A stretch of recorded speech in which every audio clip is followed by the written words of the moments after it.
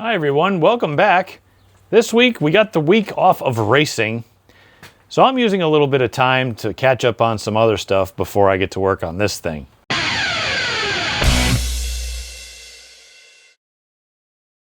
I didn't even notice how dirty it was. You can tell I've already been working. Anyway, thank you guys so much for watching. I greatly appreciate every single one of you. Please consider subscribing if you haven't yet already, because it helps me a ton when it comes to the algorithm, ad revenue, things of that nature, and it's free for you guys to do.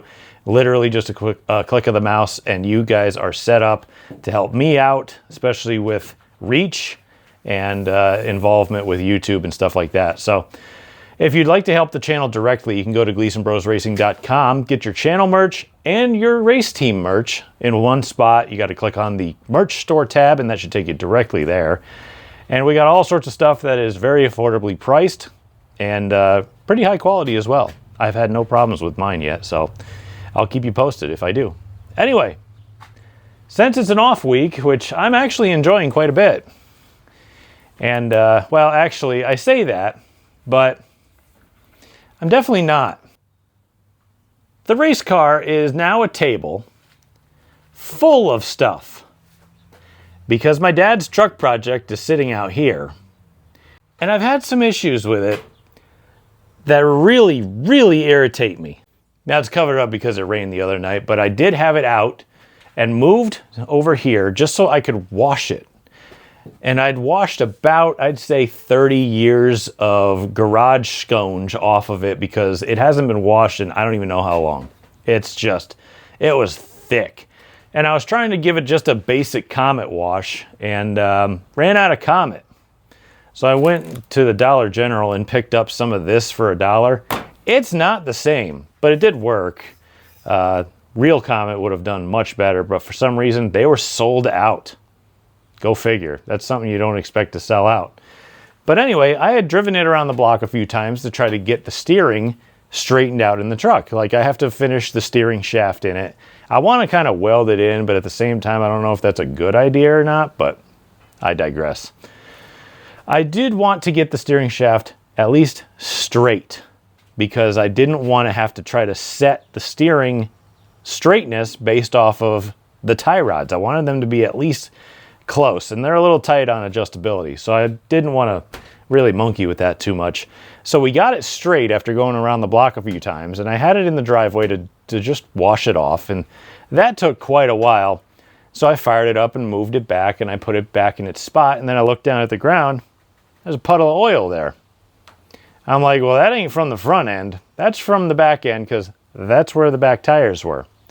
Come around and look, and on the passenger side rear axle of the truck, a bearing had gone bad. That's right, one of the brand new axle bearings on that truck, which has a Ford 9-inch rear, if you didn't watch that series, has gone bad within 5 miles. Thank you, Speedway Motors, and your infinitely amazing products. Anyway, so I got mad and bought real products from Mosier Engineering, and I got the axle out. It's actually sitting right here. I'm going to replace that bearing and put it all back together and clean it all up nice so that hopefully, fingers crossed, another bearing doesn't go. Now, I know I used a Timken bearing on the other side because I'd had so many axle issues, and if I remember, maybe I'll even put the beginning video up here just so you guys can watch that series again if you'd like, but that's really irritating. Plus, I had other parts issues. Now these right here are what you get in a Speedway Motors sealed bearing kit, right? So you got to stick this like to the outside and press this on. This would be your outer side, and that would be how you go put it on the axle. This is from Mosier Engineering. Now, I'm going to measure the inner axle bearing race size and tell you why these are bad. Now, this one here is 1.524, right? This one here, 531. Okay, now the axle bearing race, this is the seal race, this is the bearing race. Right here is 1.564. these are all press fit. So something that's 1.564, and if your bearing is 1.532, that won't fit. Here's the Moser one. Remember, 1.562. 1.557. 1.562. Oh wait, nope, that's a little bit off. 1.56, yeah, 2. Hang on, I gotta check this one again. Oh, it's 1.564. Okay, so the axle is 1.564. This bearing, which is from Moser, is 1.562. This is 1.53. That won't press on because it's way too thick a tolerance. The tolerance has to be very, very close. So, with that in mind, these brand new, I'm not kidding, these are brand new axle bearings. Goodbye. This is the problem with parts nowadays. You can't find good parts. And when you buy them, people typically will just buy them and have them for spares like what I did. Can I return those? Nope. Does that tell Speedway Motors, who made those or bought those from some Chinese company, that their tolerances are garbage and actually don't fit what you need them to fit? Nope. That's why I think I'm just going to buy name brand stuff from now on, because I know that these Moser bearings will absolutely press onto this axle and work. So I'm going to get to pressing it and go throw that axle in that truck so we can get that done. Another step down before we can get back to work on the car.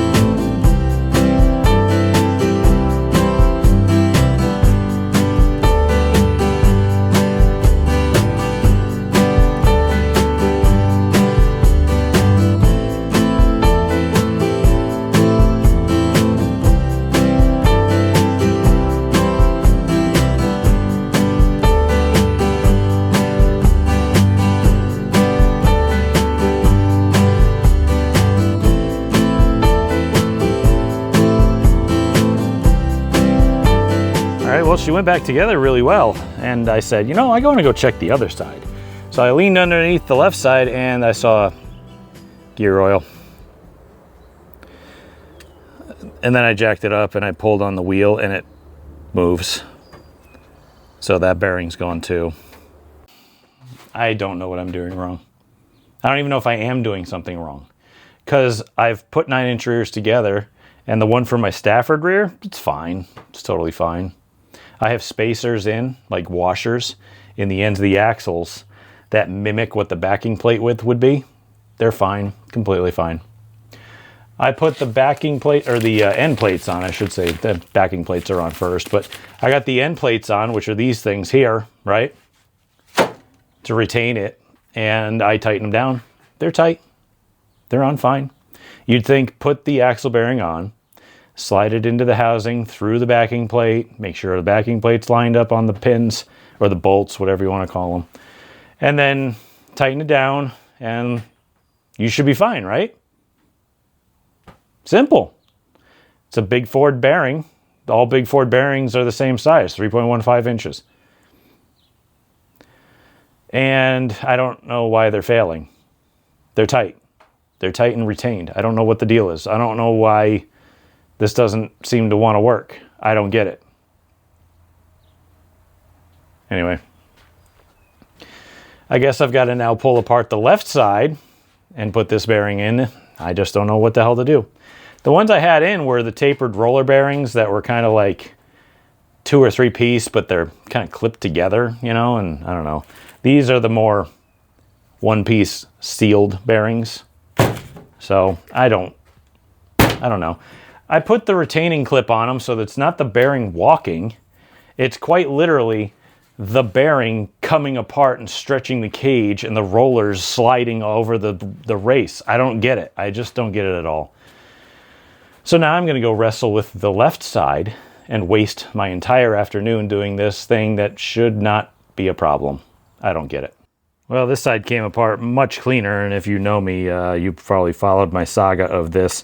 But if you didn't, the other drum wouldn't come off at all, even though it was brand new, and I had to literally tap holes in it and put bolts in it to push it out off of the axle hub right there. This one came right off. Same brand. Good quality control. So anyway, this is what's happening to my axles in the truck, and I don't know why.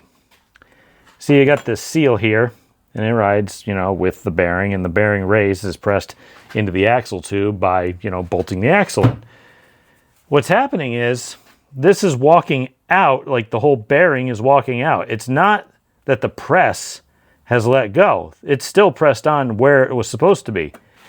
What's happening is this cage that holds these roller bearings is stretched out and walking up its own race. See that? Why is it doing that? Don't know, don't care anymore, because I have another bearing, because I bought a 2-pack. So I'm just going to slap it together, put it about halfway in, put the bolts on the end plate, and tighten the end plate down, and let it just push the axle in all the way. Wherever it is, and I'm done with this. All right, truck is back in the corner over here. I really want to get that thing registered ASAP, because I would love to go take it cruising around and just kind of enjoying the weather. You know, maybe go get an ice cream with the wife, or take my mom out because she's the one who originally bought it for my dad. And, you know, that was kind of the plan. That's what she wanted it for, was, hey, let's just get it running and go drive it on Sundays to go get an ice cream. That never happened. So I'd really like for that to happen really soon. All I'm really waiting on is paperwork at this point. So I've kind of come to an understanding, just based on my own, I don't know, deduction of what I might have done wrong. Now I'll use my backup rear for Stafford as an example here.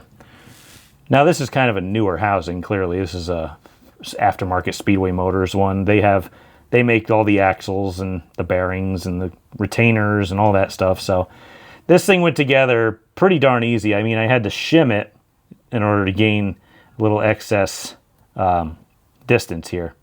But the rear that I have, this area here where the bearing is a little bit bigger than this. So it doesn't like go in and seat all the way right here. It's kind of tapered, and you can have it go in further or have wider bearings or whatever the case is. But what I think I did was, for whatever reason, I might have taken it and hammered the axle in and then put the retainer plate on, and the retainer plate might have had a little bit of slack because the bearing went so far in. Let me tell you something, getting that race back out was not fun. So this time, I put the axle in with the backing plate on it, and then I just kind of used these 4 bolts to kind of just slowly draw the axle bearing in and seat wherever it's going to seat, and then I left it. So this time, hopefully, fingers crossed, we might have done something. If not, I'm going to have to get a new housing, because that clearly is the wrong one.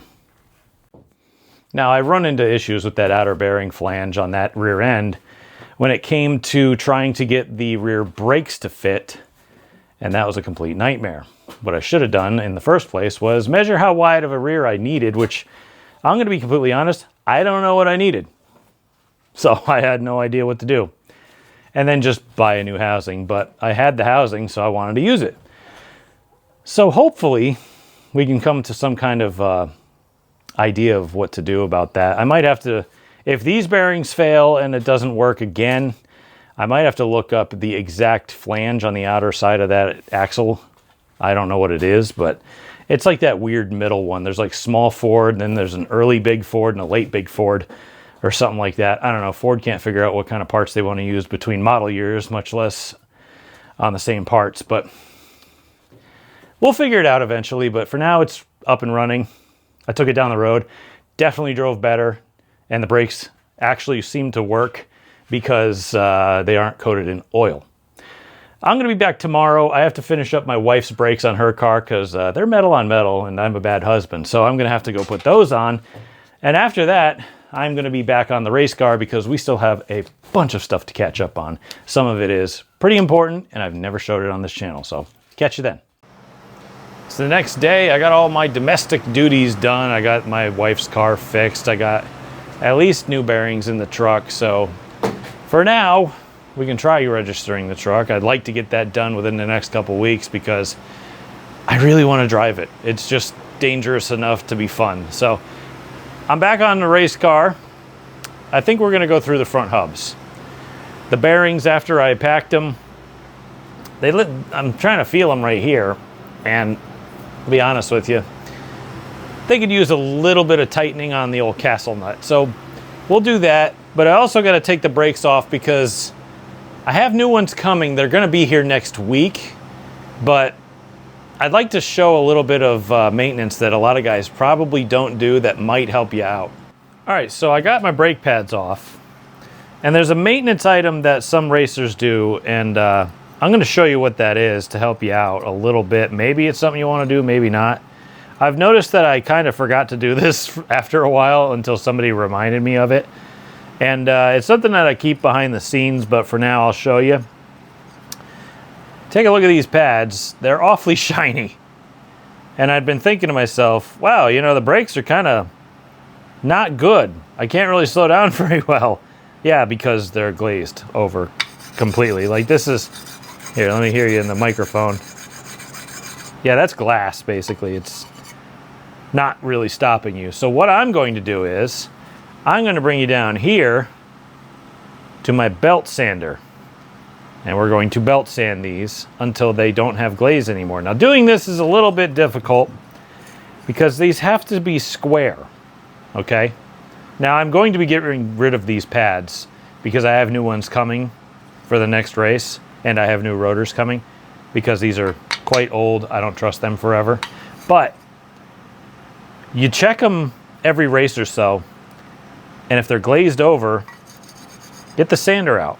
Clean them up a little bit. You might have to go to Harbor Freight and buy new belts every once in a while because the belts will absolutely wear out. But they're cheap. They're like $6 or $8, and you can keep running your pads and have the brakes that you need in order to really throw the car in there at really high speeds and make sure that it, I don't know, slows down.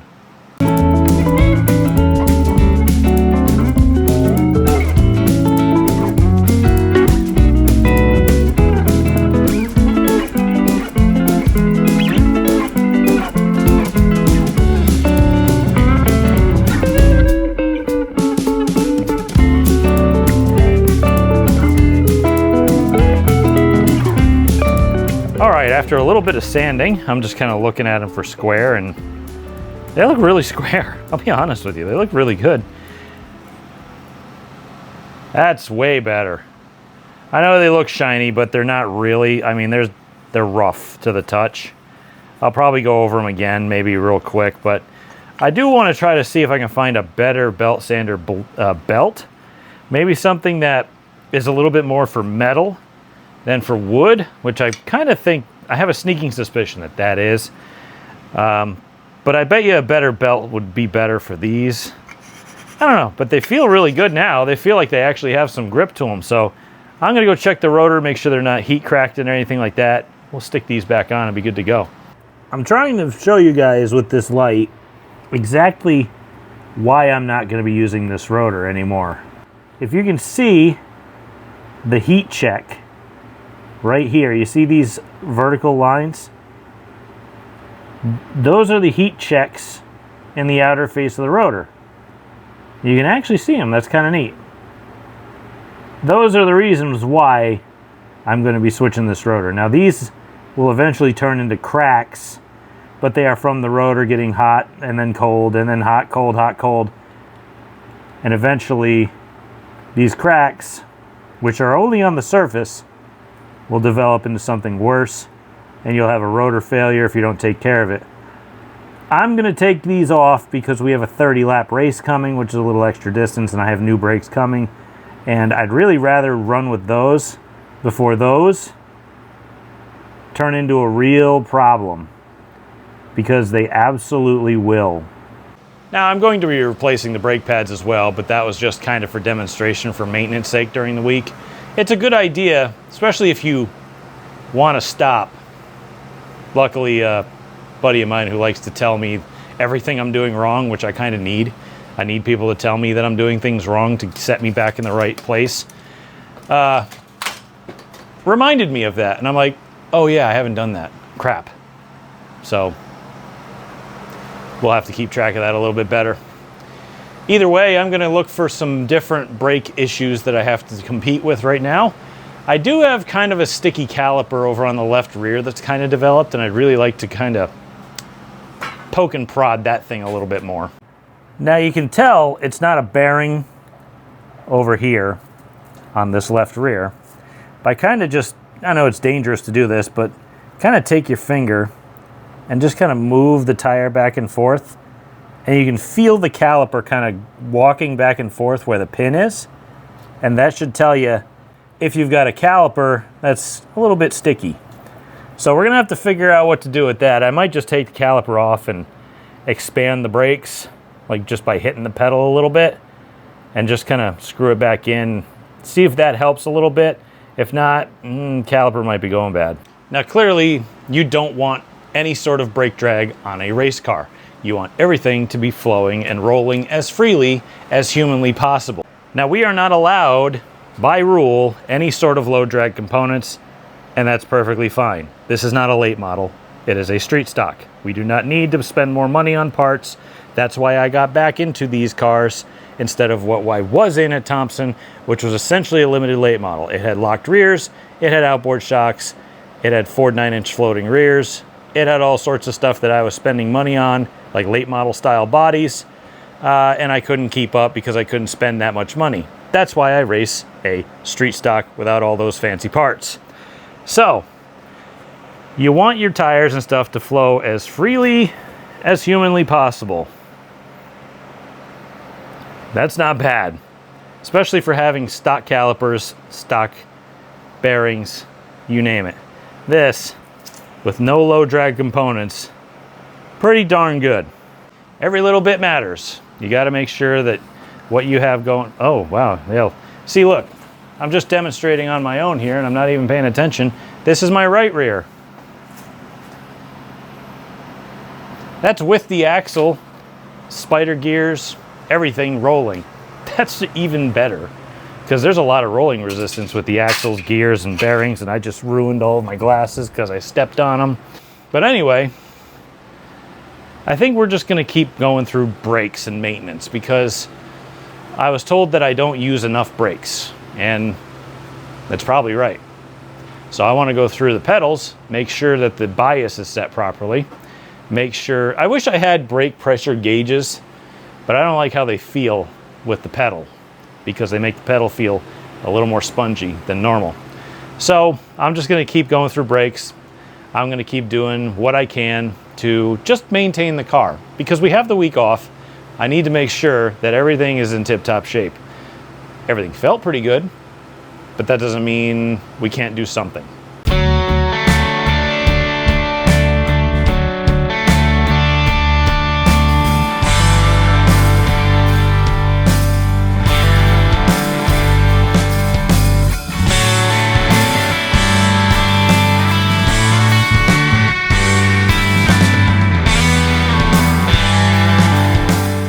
All right, moment of truth. Did moving it back and forth, just trying to actuate the piston, free it up at all?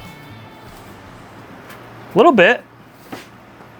Then again, I did also sand the pads, so, I mean, oh, I'm gonna have to re-wrap that tire because it's kind of falling off.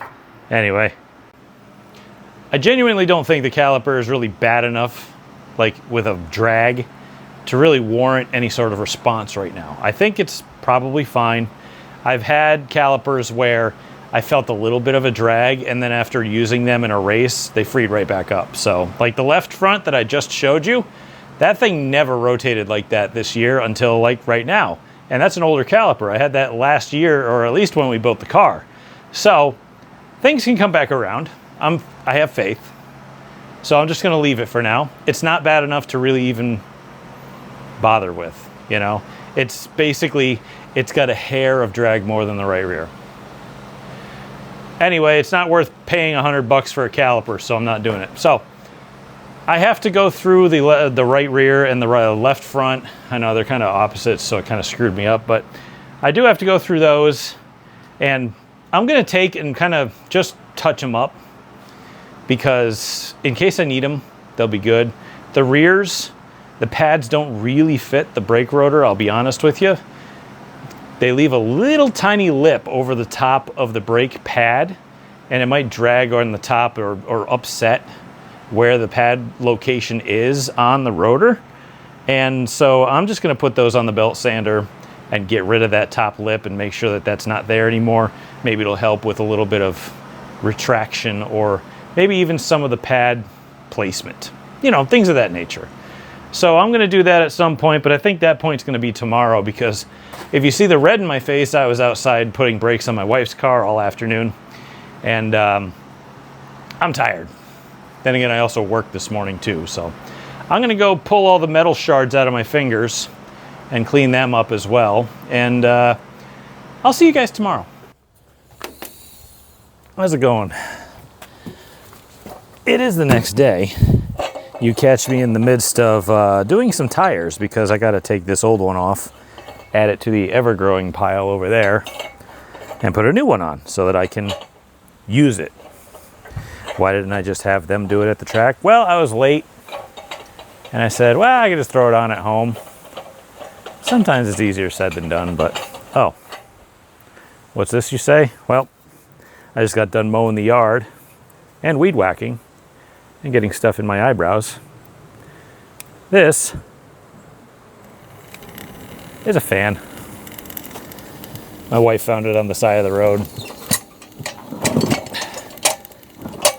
Figured it might help for these muggy days where I'm out here working constantly. And I think I'll get this going. Put a new tire on because we're gonna need one. Next time we go racing, it's gonna be extra distance. We're gonna need it.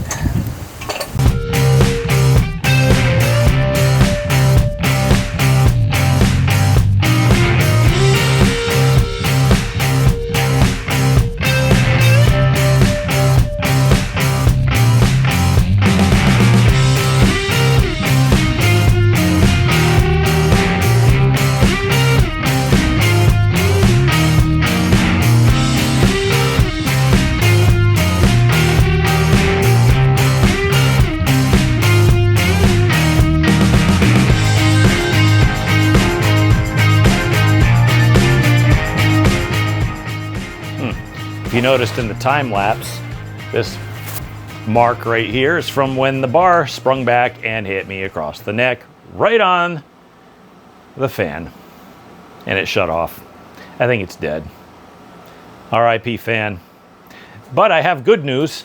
Went on Amazon and lo and behold, we got some allegedly metal aggregate or whatever you call that, grit, I don't know. Whatever they use for metal on belt sanders. And they're made in China, wouldn't you know it? I don't know, it's from Amazon. What did you expect? But we got more stuff to do in here. Like, I gotta take the right rear and left front pads off and sand the glaze off of those and get the ridges off the ones in the back so that hopefully they locate a little bit better. We gotta go through the front suspension, and we have to make sure that the ride heights are better because we were close. We're very close to putting it back to where it should be. But I didn't quite get it where I wanted it because the tire blew up a little bit. That was brand new, and we got to fix it, bottom line. So we got to make it work better, get back to doing what we were doing before. Get through the brakes up front as well, just to make sure everything's good. But, you know, it's fun. It's been really nice having a week off this week. I know some fans are out there, and they're blowing up the racetracks page because the track has a Formula Drift event actually going on this week, which is kind of cool, you know, bringing national shows. And a lot of fans are like blowing up their Facebook or whatever going, ah, you idiots, this isn't circle track. There's no race this week. Why couldn't you hold it on a Sunday or some other day of the week? And it's like, look, dummy. If you've ever owned a business or know anything about business, you ever heard of a thing called diversifying? Yeah, that's a really important way for you to actually make money. If these guys didn't have these special events at the track, like the Cletus McFarland New England 900 that's coming up in a month, which we're going to have another week off for, which is pretty awesome. I'm planning on going vacation that week. Tour of Destruction, I think we have another week off. Formula Drift. I mean, these are good things, okay? These are what racetracks need to make money so that they can continue the oval track, okay? And this is what I asked the track for. I said, hey, can we have a few weeks off? Because I got a family, I got stuff to do. I'd really like a little bit of time off instead of having, 23 straight weeks of grinding to get to the racetrack. Maybe 22, but I digress. And we got that. And you know what? I'm happy about it. I like having a week off here or there to break up the monotony and the grind. And it's great. This week I've been getting a lot of stuff done. I got my truck worked on. I got my wife's car fixed. I've been mowing. I've been knocking trees down that are really kind of invasive, and plants and other weeds and stuff in the yard, and mowing and doing all sorts of stuff. So I've been catching up. So it's not really a problem. So anyway, I'm talking way too much, but I like having a week off. It's going to be great. Especially tomorrow when I'm home all day instead of at work and getting paid for it. All right, I got to get back to work. I've talked enough. Let's get back to the front end of this thing.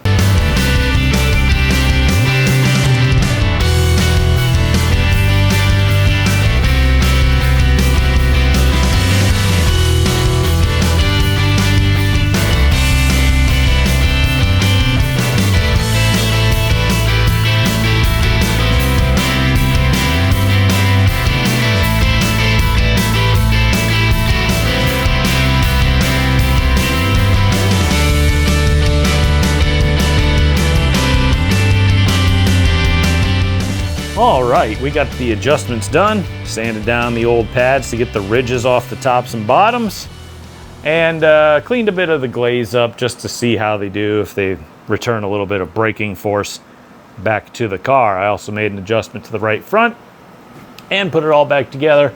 Hopefully that'll get her out of the air a little bit. Otherwise, I've been working outside all day instead of in here. I think I'm just going to go enjoy myself. I'm going to go inside and probably play iracing with buddies and just kind of sit down. Haven't done that in a while. Haven't taken a break. So I'm going to do that, and I'm going to think of more things to do and track packages that should be on their way to me. And I'll be back tomorrow because, well, I got the day off. So I think we'll go through the setup and make sure that this thing is tip-top, at least with regards to whatever setup changes we're going to make. I'll see you then. It is the next day. I have been cleaning up the side of the car with some WD-40 to get the rubber off of it, and just kind of meandering around while I try to regain energy from being on a treadmill all morning. Apparently I'm incredibly out of shape. You wouldn't tell by looking, would you? No, you would. Either way, I think we will stick to the plan. We're going to put this car on the ride height blocks and start checking. Maybe I'll even throw scales down just to see what it says. Because if it's wrong and we need to fix something, it can go back up in the air and we can reset and we can start over, and we have plenty of time to do that. So I think we're just going to continue with the plan. We're going to do that. I got to clean the car off and put it on ride height blocks and get the air pressure set and stuff like that. So we'll figure all that stuff out, but we'll just start with that.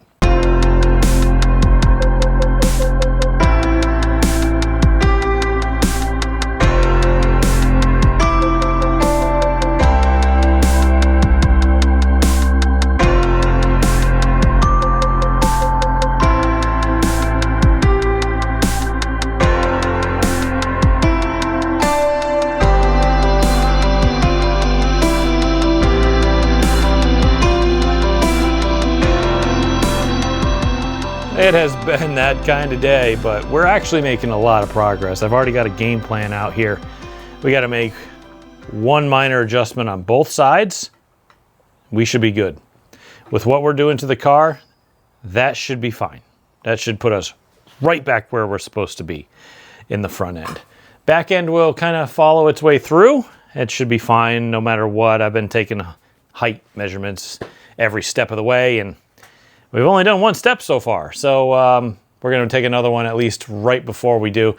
Whenever I make a ride height change, what I try to do is I try to get the cross weight of the car and all the other weights just kind of set back to where they were, right? I just make minor adjustments until the number's right back to where it was. Measure the heights again, see where we have to adjust from after that, and then pick a corner that I don't like or can take more adjustment and work from there out, and it should at least affect what we need to affect. So I'm gonna turn my fans back on, which didn't die when they got slammed into by the metal tire changing bar into my throat. It's kind of a little bruised there, but we'll live. Either way, yeah, we're supposed to be racing today. Like right now, we're probably be taking off to the track. But since they got Formula Drift going on and we get a nice week off, again, I'm not complaining. It's a grind racing weekly, and to get one off every, month or so, it's pretty nice. Not gonna lie to you guys. All right, hood's coming off. We're gonna jack her up on each side, tear back into it, and hopefully we should be good to go.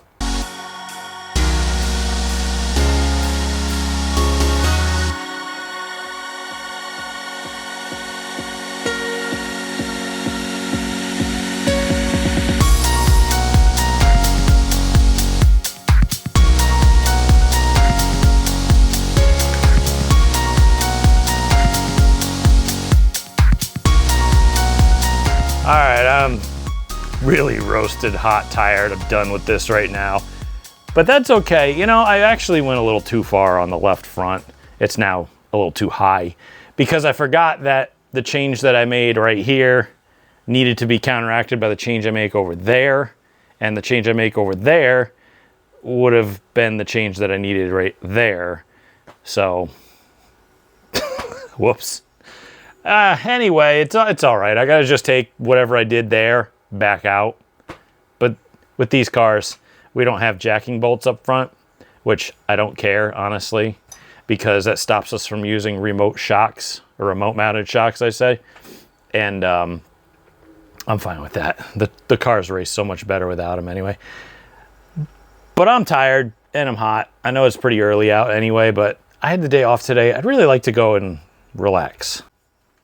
Last race, we had something go on in practice where I really feel like something was different. And I know what it was because I know what happened during the heat race and towards the feature. And I marked it down in my brain and I'm like, that was weird. And so I'm trying it now, and I really wish I could tell you guys a lot more about setup, but the thing is if I knew everything about setup, we'd be winning a lot. Are we winning a lot? No. So my advice would be pretty kind of useless to you guys, because if you're listening to somebody who's not winning, you're probably not going to win too. That's why I don't give setup advice. That's why I don't tell people stuff, because I'll be fair with you. Even I don't know what I'm doing apparently, because whatever. Anyway, I'm gonna go inside and enjoy the rest of my evening. I'll probably be back out here tomorrow. Maybe I'll make that adjustment tomorrow and just kind of finish up. That way we can end this video on that note. And I'm also going to go inside and see about getting my dad's truck insured. That would be the first step to getting it registered. I'm also going to go look for paperwork because we had a title for it. Now I don't know where the hell it is. I don't need a title in this state to register it, but it sure would make my life easier. Either way, I'll see you guys tomorrow. All right, it's the next day. I only got a couple of hours I can be out here before I got to edit this thing up and get it out to you guys, but I'm going to make that adjustment back on the left front that I shouldn't have made. I'm going to have to go put it back where it was. Not a huge deal. I don't really have to disassemble a lot. It's just more in moving things around. Put this thing back on scales and at least get a good look at it. And then next week we can pretty much finish it up. We can go through a few more things on the car before we have to get it ready for the big 30-lap race.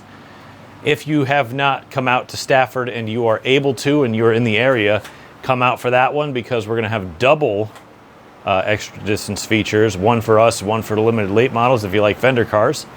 And it'll be a good time. I think we're going to have autograph session. I'm going to be giving out cards and stickers and stuff to make up for last year. And hopefully we'll have a good time. Now, let's get this done so that we can get out of here, and then next week we can finish it up for good.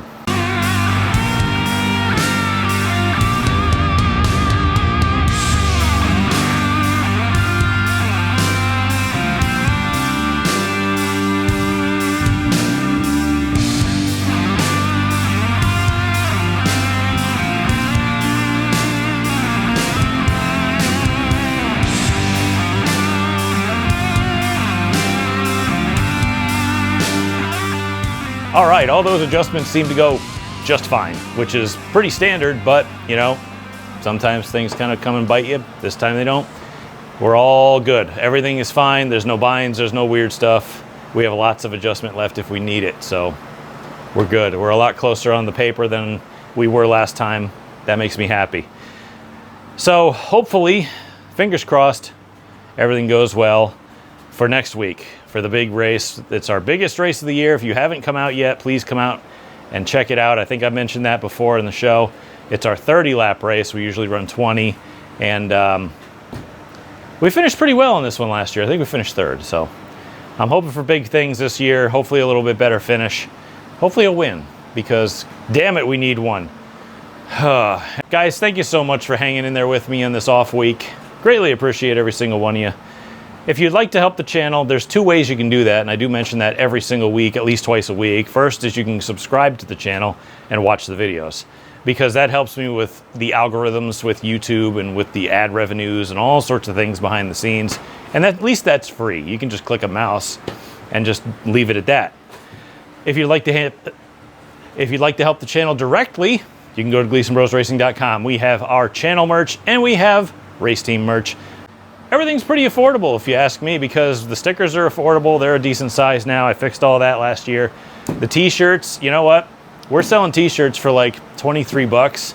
I've seen fellow racers out there, especially local ones, sell them for 30 bucks. So I don't want to raise my prices. I want to get everybody merch if they really want to buy some. So they're all available and they come directly to you. By the way, if shipping's a little slow, I have nothing to do with that. That is part of the deal I made with the manufacturer and the host of my merch store.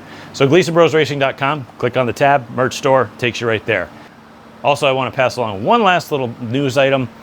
If anybody cares who only watches this channel for the racing content, I did get my father's truck, which if you watched the entire build of that, I took my father's truck that sat for 30 years and built it from the ground up, from nothing, and essentially finished it. It is now insured. That is one step closer to it being registered.